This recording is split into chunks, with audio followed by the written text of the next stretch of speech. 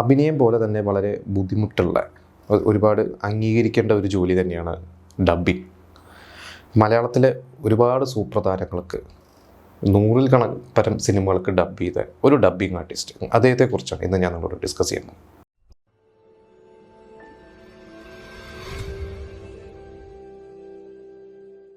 നടൻ ശങ്കർ എന്ന് പറഞ്ഞു കഴിഞ്ഞാൽ നമുക്കറിയാം, മലയാളത്തിലെ ഒരു കാലത്തെ റൊമാൻറ്റിക് ഹീറോ ആയിരുന്നു.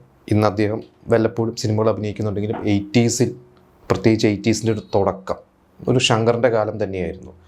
മഞ്ഞി വിരിഞ്ഞ പൂക്കൾ എന്ന് പറയുന്ന ആ ഒരു സിനിമ, നമ്മളതിനെക്കുറിച്ച് വേറെ എപ്പിസോഡ്സൊക്കെ നമ്മൾ ചെയ്തിരുന്നു. അതിൽ ശങ്കർ എന്ന് പറയുന്ന നടൻ തമിഴിൽ ഓൾറെഡി താരമായിട്ട് മലയാളത്തിൽ വന്ന കഥയൊക്കെ നമ്മൾ പറഞ്ഞിട്ടുണ്ടായിരുന്നു.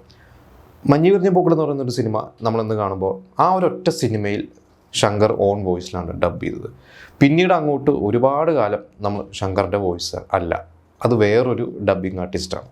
ആ ഒരു ഡബ്ബിംഗ് ആർട്ടിസ്റ്റിൻ്റെ പേരാണ് ചന്ദ്രമോഹൻ.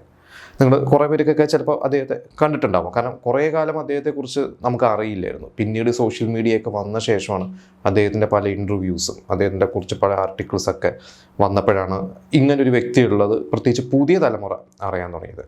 അപ്പോൾ ഞാൻ ഈ അടുത്ത് അദ്ദേഹത്തിൻ്റെ കുറിച്ച് ഒരു ആർട്ടിക്കിൾ വായിച്ചു. അതെനിക്കൊണ്ട് ഒരു 5 വർഷം മുമ്പത്തെയാണ്.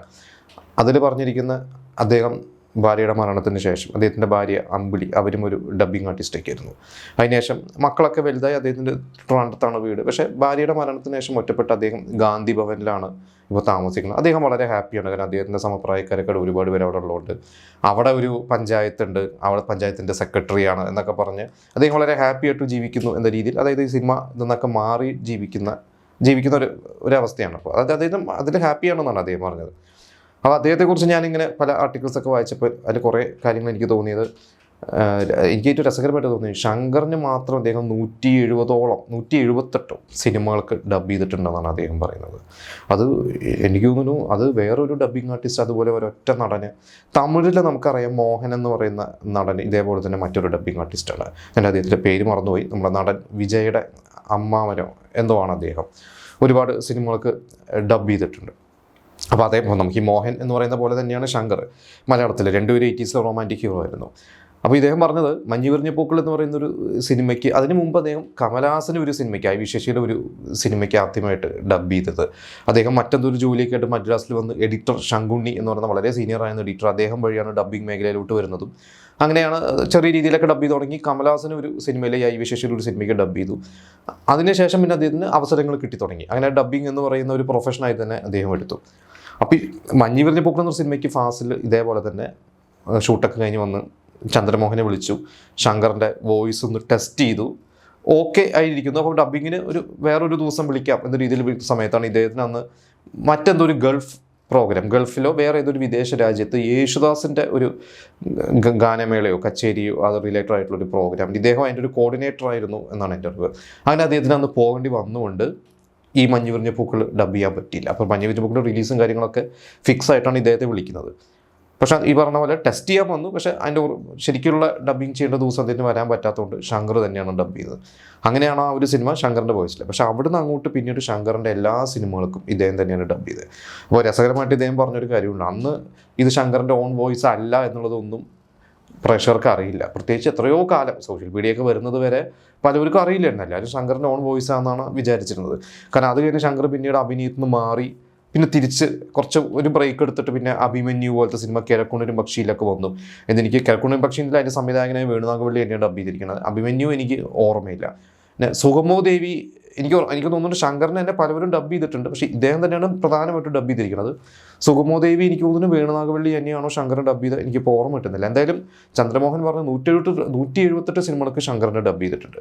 പിന്നെ കുറേ കാലം കഴിഞ്ഞ് 2000 ശേഷം ശങ്കർ തിരിച്ചു വന്നു കഴിഞ്ഞപ്പോൾ ഓൺ വോയിസ് തന്നെയാണ്. ഇപ്പോൾ നമ്മൾ കാണുന്നതൊക്കെ ശങ്കറിൻ്റെ ഓൺ വോയിസ് തന്നെയാണ് കൂടുതലും നമ്മൾ അദ്ദേഹത്തിൻ്റെ സിനിമകൾ കാണുന്നത്. ഇത് മറ്റൊരു രസകരമായിട്ടുള്ള കാര്യം ഇദ്ദേഹം പറഞ്ഞത്, ശങ്കറും ഇദ്ദേഹം വളരെ നല്ല സുഹൃത്തുക്കളായിരുന്നു. ഇവർ ഒരുമിച്ചൊക്കെ തന്നെ അന്ന് ഒരുപാടൊക്കെ സഞ്ചരിച്ചിട്ടൊക്കെ ഉണ്ട്. അങ്ങനെ ഒരു ദിവസം ഒരു ഹോട്ടൽ റൂമിൽ ഇവർ ഒരുമിച്ചിരിക്കുമ്പോൾ ശങ്കർ കിടന്നുറങ്ങുമ്പോൾ ഒരു ഫോൺ കോൾ അവിടെ വന്നപ്പോൾ ആ ലാൻഡ് നമ്പറിൽ ശങ്കർ പോയി ഫോൺ എടുത്തു. അപ്പോൾ വിളിക്കുന്ന ഏതോ ആരാധകനോ ആരോ ആയിരുന്നു. അദ്ദേഹം പറഞ്ഞു ശങ്കറിനോട് സംസാരിക്കണമെന്ന് പറഞ്ഞപ്പോൾ ശങ്കറാണെന്ന് പറഞ്ഞപ്പോൾ അല്ലല്ല, ശങ്കറിൻ്റെ ശബ്ദം കേട്ട് ഞങ്ങൾക്കറിയാം എന്ന് പറഞ്ഞ് ചന്ദ്രമോഹന് ഫോൺ കൊടുത്ത് ചന്ദ്രമോഹനെ സംസാരിച്ചപ്പോഴാണ് അത് ശങ്കർ എന്ന് ഇവർക്ക് വിശ്വാസം വന്നത്. അതായത് തെറ്റിദ്ധരിച്ചു എന്നുള്ളതാണ്. അപ്പോൾ ആ പ്രേക്ഷകർക്ക് ചന്ദ്രമോഹൻ്റെ ശബ്ദമാണ് ശങ്കർ എന്ന് പറഞ്ഞു കഴിഞ്ഞാൽ. അത് കഴിഞ്ഞ് പിന്നെ അദ്ദേഹം വേറെ ഒരുപാട് പേർക്ക്, സുരേഷ് ഗോപിക്ക് ന്യൂഡൽഹി എന്ന് പറയുന്ന ഒരു സിനിമ വരെ, അതിനുശേഷം എനിക്ക് തോന്നുന്നു ന്യൂഡൽഹിയൊക്കെ കഴിഞ്ഞ് 20-ാം നൂറ്റാണ്ടൊക്കെ ആയപ്പോഴാണ് സുരേഷ് ഗോപി സ്വന്തം ശബ്ദത്തിൽ ഡബ് ചെയ്ത് തുടങ്ങിയത്. അതുവരെ സുരേഷ് ഗോപിക്ക് ഡബ് ചെയ്തത് ചന്ദ്രമോഹനായിരുന്നു. റഹ്മാൻ പ്രധാനമായിട്ടും കൃഷ്ണേന്ദ്രനാണ് റഹ്മാൻ ഡബ് ചെയ്തിരുന്നത്. പക്ഷേ റഹ്മാനും കുറച്ച് സിനിമകൾക്ക് ഇദ്ദേഹം ഡബ് ചെയ്തിട്ടുണ്ട്. പിന്നെ രാജ്കുമാർ എന്ന് പറയുന്ന നടന്, അതുപോലെ തന്നെ ചിരഞ്ജീവിയുടെ ഡബ്ബിങ് സിനിമകൾ മലയാളത്തിലോട്ട് ഡബ് ചെയ്തിരുന്നപ്പോഴൊക്കെ ഇദ്ദേഹമാണ് ഡബ് ചെയ്തിരിക്കുന്നത്. നടൻ രവീന്ദ്രനെ കുറച്ച് സിനിമകളൊക്കെ ഡബ് ചെയ്തിട്ടുണ്ട്.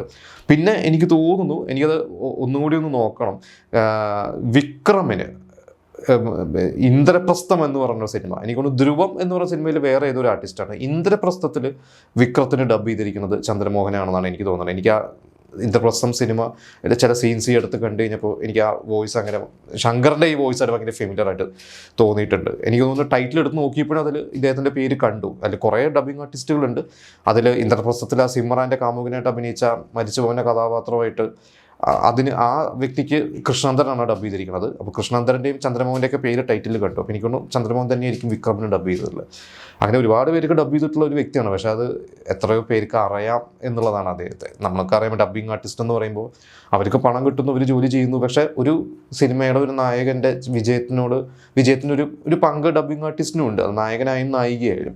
പിന്നെ ഇന്നത്തെ കാലത്ത് നമുക്കറിയാം ഒരു മെജോറിറ്റി സ്വന്തം വോയിസിലാണ്, പ്രത്യേകിച്ച് നായികമാരൊക്കെ ഒരുവിധം എല്ലാവരും അവരുടെ സ്വന്തം വോയിസ് തന്നെ ഡബ് ചെയ്യാൻ തുടങ്ങിയിട്ടുണ്ട്. അപ്പോൾ ഭാഗ്യലക്ഷ്മിയൊക്കെ പറയാറുണ്ട്, ഇനി അങ്ങോട്ട് കുറച്ച് കാലം കഴിഞ്ഞാൽ ഡബ്ബിങ് ആർട്ടിസ്റ്റുകൾക്കൊന്നും സിനിമയിൽ വലിയ പ്രസക്തി ഇല്ല. കാരണം ഓൺ വോയിസ് തന്നെയാണ് ആർട്ടിസ്റ്റുകളൊക്കെ ഡബ് ചെയ്യുന്നത്. അപ്പോൾ എന്തായാലും ഈ ചന്ദ്രമോഹൻ എന്ന് പറഞ്ഞ ഈ ഡബ്ബിങ് ആർട്ടിസ്റ്റിനെ കുറിച്ച് നിങ്ങൾക്ക് കൂടുതൽ കാര്യങ്ങൾ അറിയുമെങ്കിൽ നിങ്ങൾ കമൻറ്റ് ചെയ്യുക. ഇപ്പം എനിക്ക് അറിയാവുന്ന ശങ്കർ മുതൽ ഇപ്പം ഞാൻ ഈ പറഞ്ഞ വിക്രം വരെയുള്ള നടന്മാർക്ക് അദ്ദേഹം ഡബ് ചെയ്തതാണ് എൻ്റെ ഒരു അറിവ്. അതിനപ്പുറത്തോട്ടുള്ള അറിവ് നിങ്ങൾക്ക് ഉണ്ടെങ്കിൽ നിങ്ങളത് നമുക്ക് കമൻറ്റ് ചെയ്യാം.